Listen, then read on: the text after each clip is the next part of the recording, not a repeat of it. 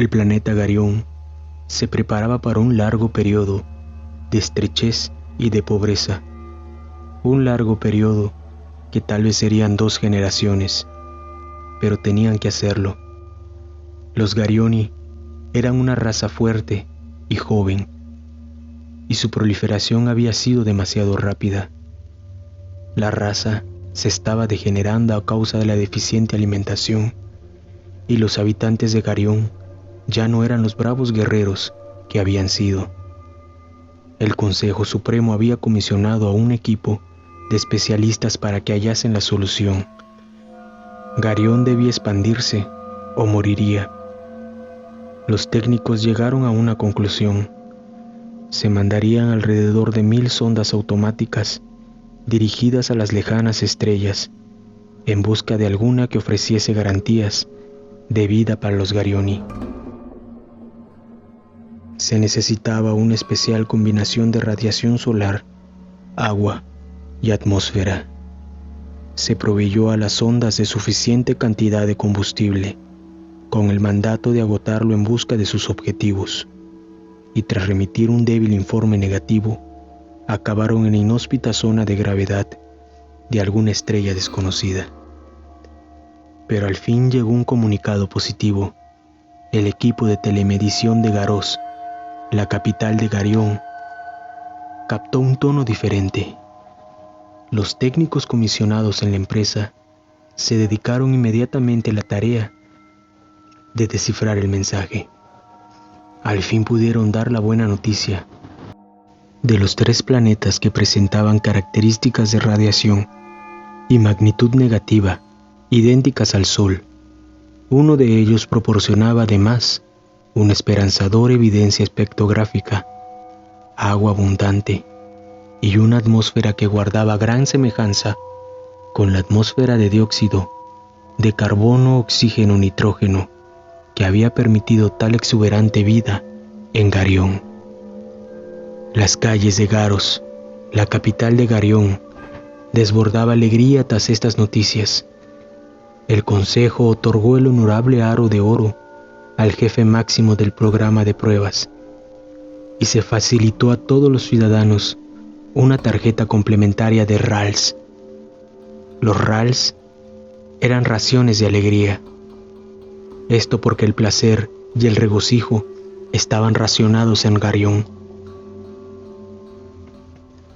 Las buenas noticias pusieron en marcha las sucesivas etapas del programa de investigación, fundamentándose en la gran posibilidad de que existiese un planeta con características semejantes a Garión. Sus técnicos habían previsto ya la existencia en él de una vida indígena propia. En consecuencia, el alto mando ordenó un fuerte incremento en la producción de armas de destrucción en masa, y asimismo la organización y adiestramiento de escuadrones expedicionarios para la investigación planetaria. Se eligieron jovencísimos Garioni y solamente aquellos que habían demostrado una elevada aptitud en el manejo de armas. Los expedicionarios elegidos debían ser jóvenes, pasarían mucho tiempo adiestrándose antes de poder actuar. La prueba siguiente, que consistía en posar la sonda automática en el nuevo planeta y realizar el análisis definitivo, tardaría 7 años en llegar a su destino. Su informe tardaría otros 7 años hasta ser recibido en Garión, y la fuerza expedicionaria emplearía otros 7 años en acudir a su objetivo. La prueba definitiva estuvo pronto en marcha, y Garión se vio envuelto en una marea de vida, muerte y ansiedad. La sonda dirigida entró en órbita solar, confirmando el halagueño informe de los datos recibidos anteriormente. Se deslizó hacia el interior con la misión de interceptar al tercer planeta en su ruta orbital. Las noticias positivas fueron causa de nuevas alegrías en las calles de Garós. Se facilitó una nueva ración complementaria de RAL, y Gasil, un joven y valioso colaborador de la empresa, fue ascendido al cargo máximo de director jefe del programa de pruebas. Por fin se alcanzó la órbita planetaria. Llegaba el momento culminante. Fueron dispuestos los mandos de modo que la sonda tomase tierra en el planeta objeto de estudio. Una vez disparado el retropropulsor, la cápsula de pruebas, con todo su instrumental, atravesó silbando la atmósfera, al mismo tiempo que frenaba para posarse con suavidad sobre la superficie. La superficie resultó ser una zanja que corre paralela a la carretera federal número 47, justo en el punto en que inicia el ascenso de las zonas industriales de la margen del río Passaic, en Nueva Jersey. Era una hora punta, y el ruido que produjo la llegada de la cápsula experimental quedó ahogado por el traqueteo de una hilera de camiones diésel que subían la cuesta, lanzando por sus tubos de escape los desechos de la mala combustión de sus motores. A esta serie de camiones se añadía la de los vehículos particulares. En aquella hora acostumbraban a abarrotar el trayecto que llevaba al puente. La cápsula quedó unos momentos en silencio, el tiempo necesario para ordenar a sus mandos internos y organizar el resto del programa previsto. Una vez todo estuvo listo, se elevó una pequeña antena y lanzó su breve mensaje al detector que se encontraba en órbita y que habría de servir de enlace transmisor con el planeta base. 7 años más tarde, las noticias de su afortunada llegada fueron motivo de condecoraciones y felicitaciones para su diseñador y constructor. El programa seguía en curso. La cápsula desplegó su instrumental para pruebas atmosféricas. Empezó a tomar muestras de aire, dando a conocer sus informes al mismo tiempo que los iba obteniendo.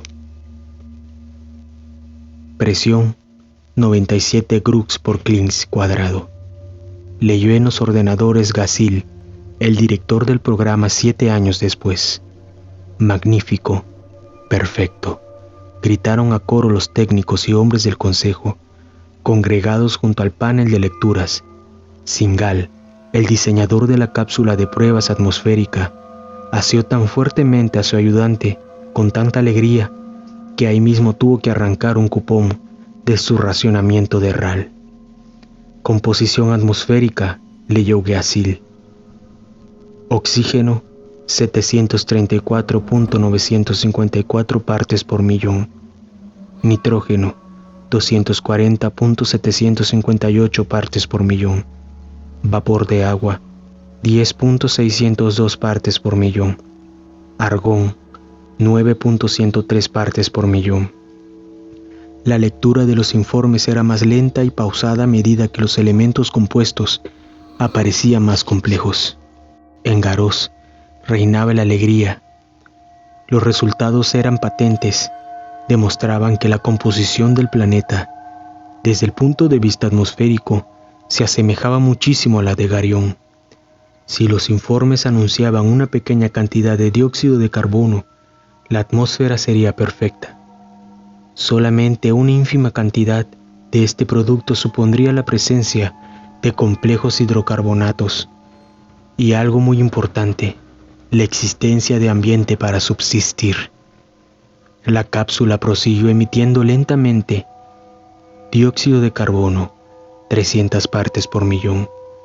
Las calles de Garros semejaban centros de verdaderas orgías. Artillas de racionamiento de RAL revoloteaban como hojas caídas en otoño.